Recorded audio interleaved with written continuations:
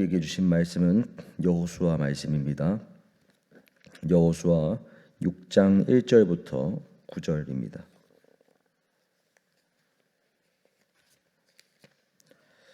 구약 325페이지입니다.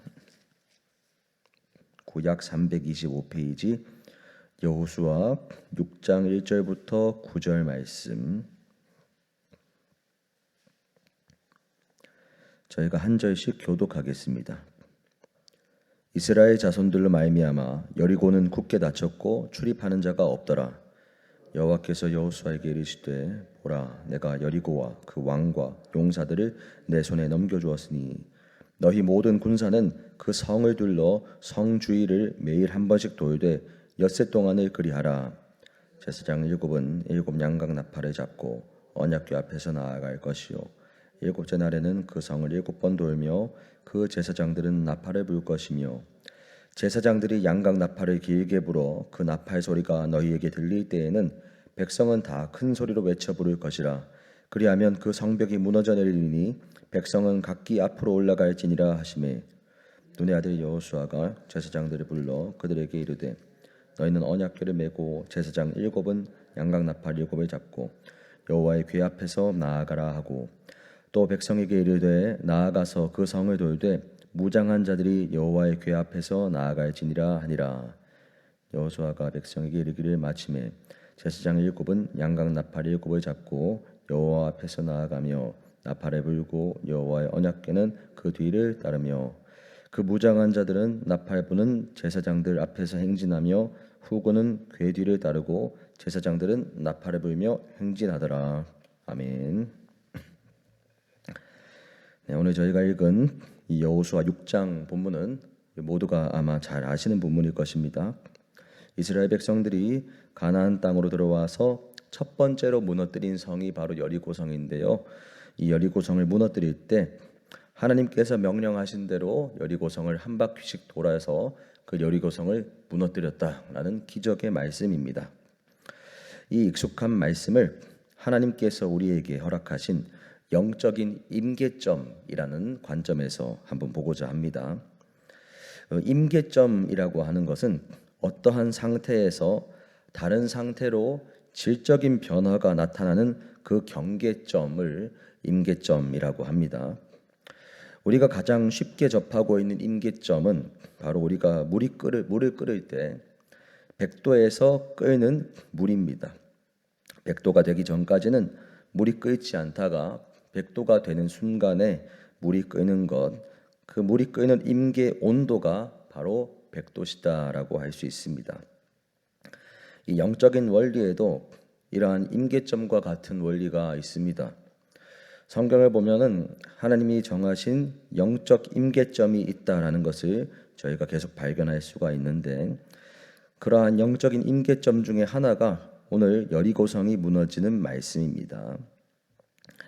여호수아가 이제 여리고성 앞에 섰을 때 하나님께서 여리고성을 무너뜨릴 수 있는 전략을 주셨죠. 그 전략이 바로 너희 모든 군사가 그 성을 둘러서 성을 매일 한 번씩 돌아야 한다. 매일 한 번씩 돌되 엿새 동안 6일 동안은 한 바퀴씩 돌고 일곱째 날에는 그 성을 7번 돌아야 한다라는 하나님의 말씀이었습니다. 하나님께서 뒷부분에 나오는 이 아이성을 무너뜨리는, 아이성을 함락시키는 그러한 전쟁에서 볼 때는 하나님께서 여호수아에게 알려주신 전략이 이것과는 달랐습니다. 군대를 매복시키고 작전을 알려주시는 그런 구체적인 계획이 있었는데, 이 가나안에서 가장 큰 성이라고 할 수 있는 여리고성을, 그리고 첫 번째 전투, 가장 중요한 첫 번째 전투를 임하는 것에 있어서 하나님께서 인간적인 상식으로는 납득되지 않는 그러한 전략을 알려주신 것입니다. 성을 돌기만 하라. 하루에 한 바퀴씩 6일 동안, 일곱째 날에는 7바퀴 해서 총 13바퀴를 그 성을 돌라는 명령을 주신 겁니다. 여호수아가 만약에 이 여리고성 앞에 도달하기 전에 한 가지의 사건을 경험하지 못했다면 여호수아도 이 말씀을 지키는 것이 참으로 어려웠을 수 있습니다. 그런데 여리고성을 돌라는 하나님의 명령을 받기에 앞서서 여호수아는 하나님으로부터 먼저 받은 말씀이 아마 있었습니다. 여호수아 5장에서 여호와의 군대 장관을 만났을 때 하나님의 뜻이 여호수아에게 전해졌었습니다. 그 말씀이 너의 발에서 신을 벗으라 내가 선 곳은 거룩하니라 라는 말씀이었습니다. 이 말씀은 이스라엘 백성들의 1세대 지도자였던 모세가 하나님께 부름받을 때 들었던 말씀과 똑같은 말씀입니다. 여호수아가 이 말씀을 들으면서 바로 모세를 부르실 때 하나님께서 그렇게 말씀을 주셨다라는 사실을 떠올렸을 것입니다.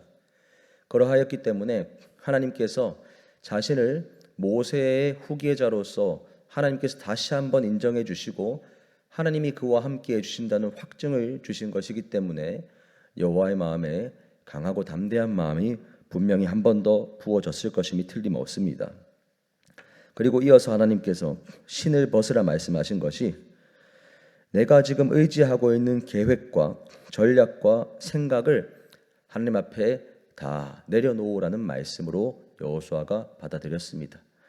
모세가 이스라엘 백성들을 광야를 통과시켜서 가나안 땅까지 도착시킬 때에도 모세 한 사람의 인간적인 능력을 통해서가 아니라 그때마다 인도하시는 하나님의 인도하심을 통해서 가나안 땅에 도착했었기 때문에 여호수아 역시도 모세를 그렇게 똑같이 부르셨던 하나님이 자신도 똑같은 말씀으로 너의 발에서 신을 벗으라 내가 있는 곳은 거룩한 곳이다 라는 말씀으로 부르신 것을 보면서 그 말씀을 들으면서 자신 역시도 자신이 이제 가나안 땅을 정복해야 하는 모든 인간적인 계획과 전략들 그런 것들을 붙잡을 것이 아니라 하나님을 붙잡고 이 가나안 정복을 시작해야 한다라는 그러한 말씀, 그러한 마음을 하나님으로부터 미리 받았습니다.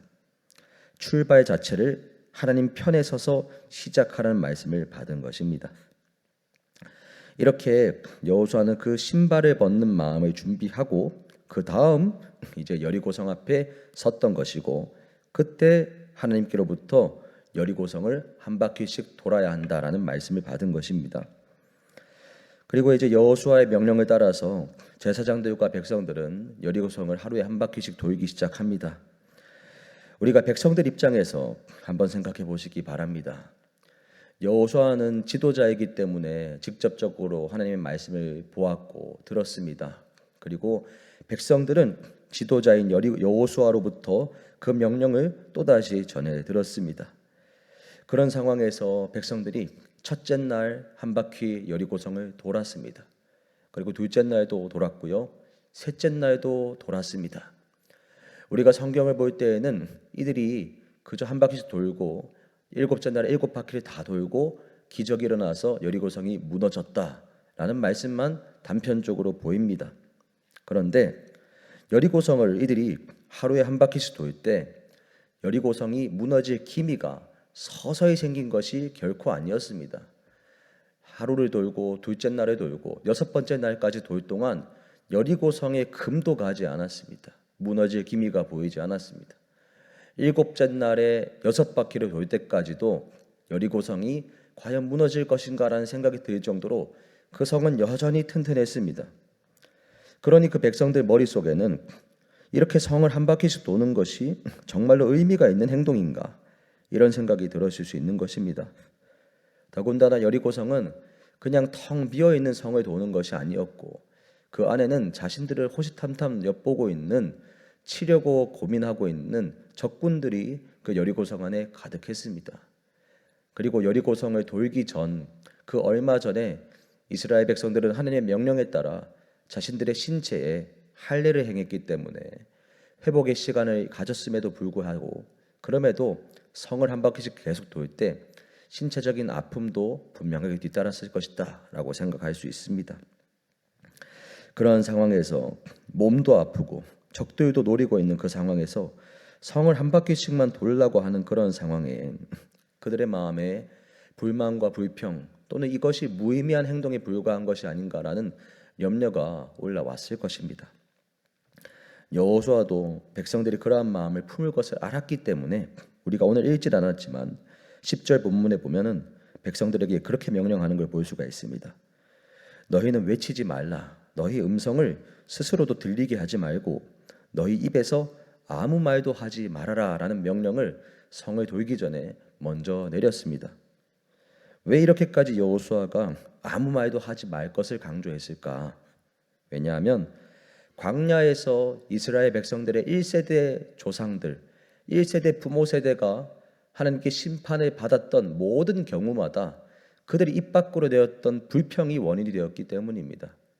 그리고 그들이 광야에서 40년 동안 배회하며 가나안 땅으로 들어가지 못하는 심판을 받은 건 역시도 그들이 입 밖으로 내었던 불신의 언어, 불평의 언어를 하나님께서 들으시고 그에 대한 심판으로 1세대는 아무도 가나안 땅에 들어가지 못하고 오직 여호수아와 갈렙만이 1세대 가운데 들어가고 2세대만이 이제 가나안 땅 가운데 들어가게 될 것이다 라는 그러한 심판을 받았기 때문입니다.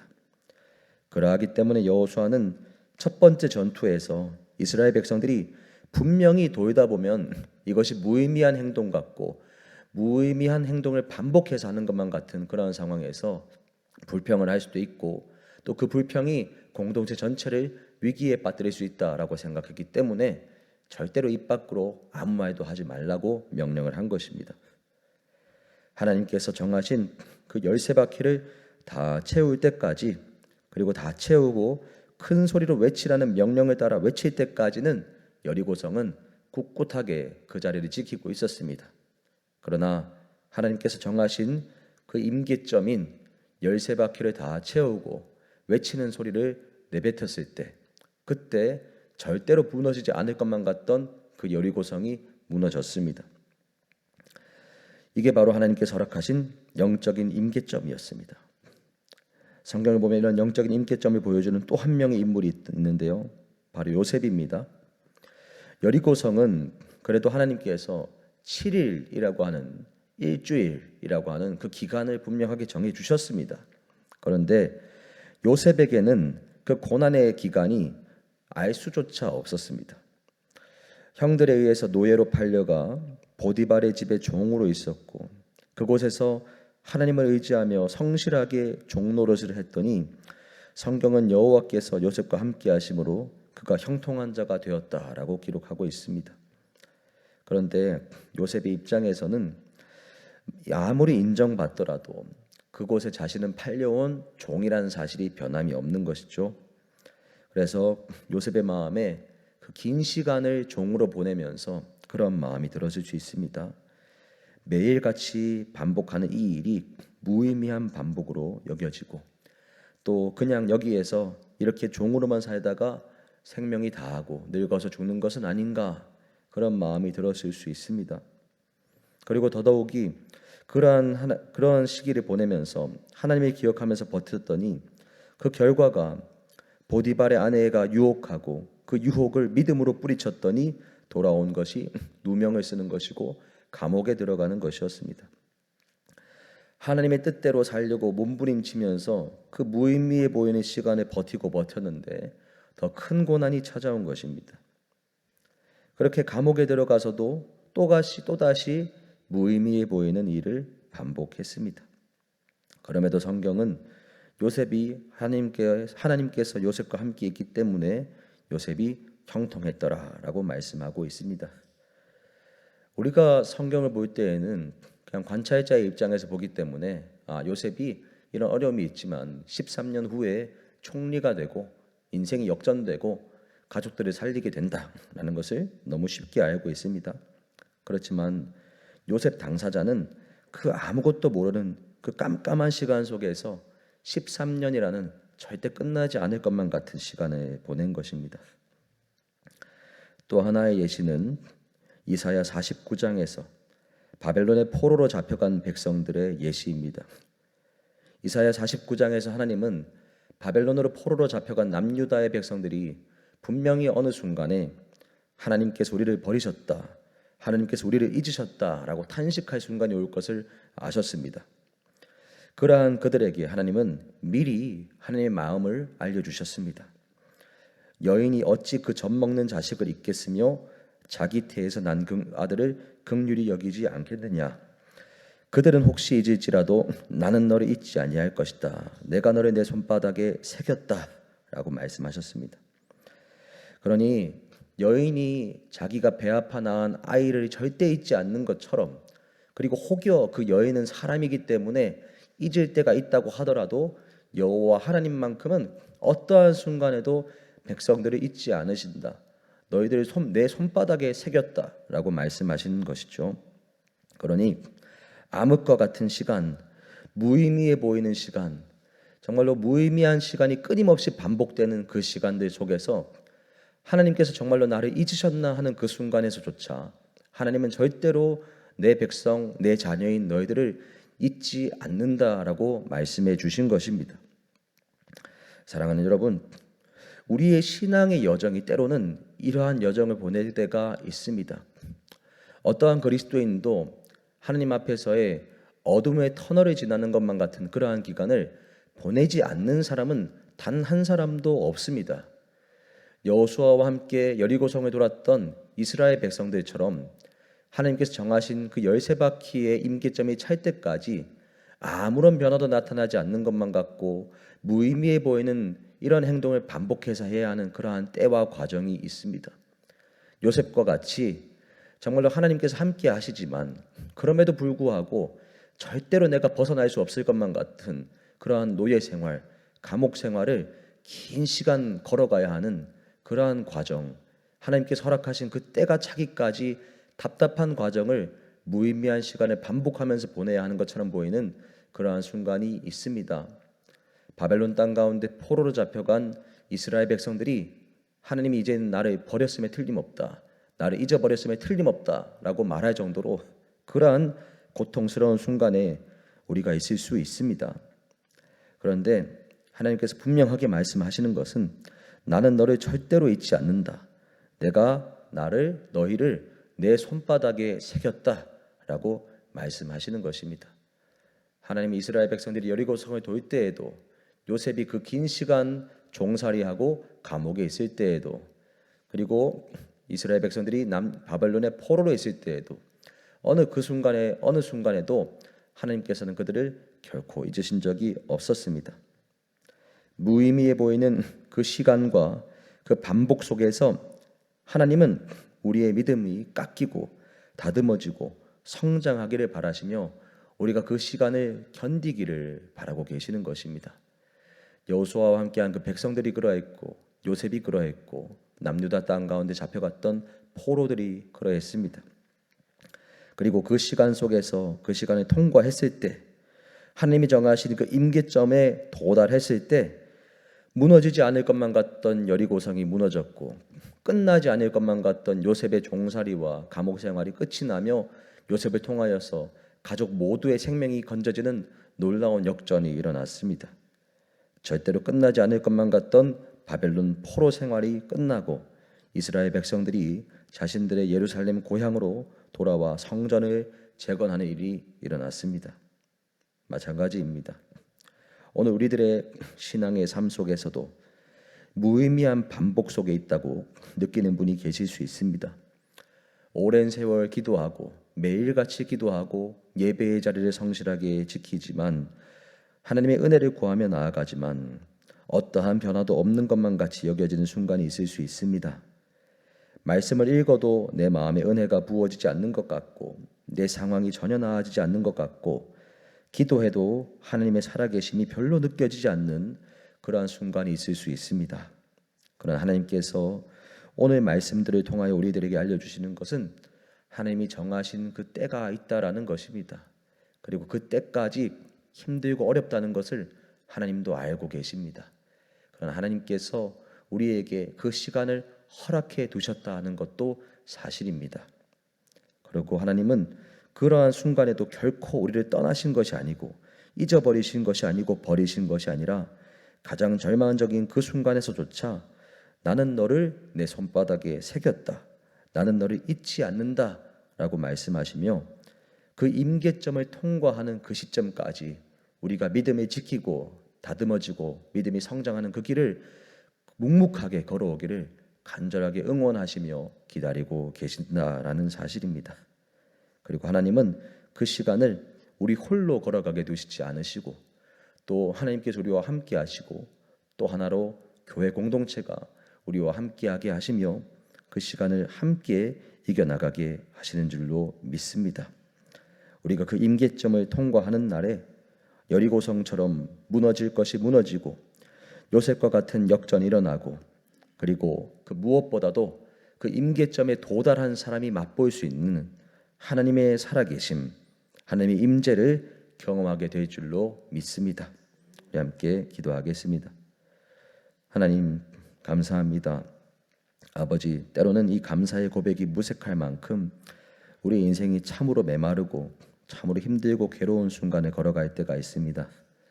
기도하는 것이 아무런 의미가 없는 것처럼 여겨질 때가 있고 걱정과 근심과 염려가 우리의 마음을 차지할 때가 있습니다. 도저히 눈앞의 현실과 상황과 그 어려움과 고난이 절대로 바뀌지만 않을 것 같고 그리고 그 순간에 놓고 오랜 시간 기도했음에도 불구하고 여전히 그 어려움이 꿋꿋하게 서 있는 그러한 현실을 볼 때 좌절스러운 마음이 찾아올 때도 있음을 고백합니다. 아버지, 그러나 우리가 그러한 눈앞의 현실 가운데 무너지지 않고 말씀을 붙잡기를 다시 한번 결단합니다. 하나님, 우리가 하나님께서 정하신 그 때가 있고 그 임계점이 있다는 사실을 기억하며 주님께서 말씀하시기를 우리가 선한 일을 행하되 낙심하지 말지니 포기하지 아니하면 때가 이름에 거두리라 말씀하여 주신 것처럼 또 여러 가지 성경에 주님께서 보여주신 말씀들을 기억하면서 이 어려운 시기를 보낸다 하더라도 우리의 삶의 개인적인 어렵고 답답한 시기를 보낸다 하더라도 하나님 아버지를 끝까지 붙잡고 믿음으로 나아가는 우리 모두가 되게 하여 주옵소서. 그 때가 찼을 때 하나님의 살아계심, 하나님의 임재를 더욱더 경험하며 정말로 주님께서 주시는 기쁨과 감사와 평강을 깊이 누리고 맛보는 우리 모두가 되게 하여 주옵소서. 감사합니다. 예수님 이름으로 기도합니다. 아멘.